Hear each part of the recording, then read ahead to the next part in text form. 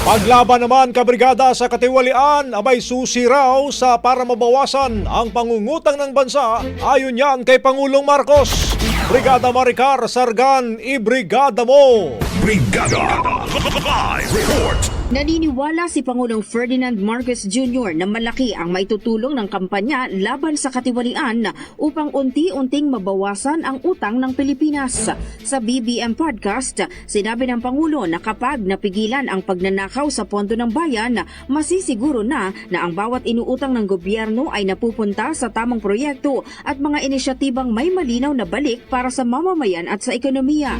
Giit ni Pangulong Marcos, ang utang ng bansa na nasa 17.2 trilyon ay hindi dapat ikabahala kung ginagamit naman ito sa mga makabuluhang pamumuhunan tulad ng pagsasanay sa mga manggagawa, pagpapalakas ng infrastruktura at iba pang hakbang na lumilikha ng trabaho at nagpapalago ng kabuhayan. Dagdag ng punong ehekutibo, tulad ng negosyo, ang bansa ay may assets at liabilities.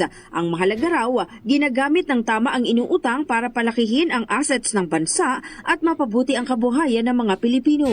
Tiniyak din ng Presidente na maingat ang gobyerno sa pamamahala ng utang at patuloy ang hakbang upang dahan-dahan itong mabawasan sa pamamagitan ng tamang paggamit ng pondo at pagpapanagot sa mga mapagsamantala. In the heart of changing lives, ako si Brigada Maricar Sargan ng 105.1 Brigada News FM Manila, The Music and News Authority. Bagong-bago. Ang bahaging ito ay hatid sa atin ng Yummy-Vit ES3 Syrup. Simulang tuparin ang pangarap ng iyong anak. And stunting now,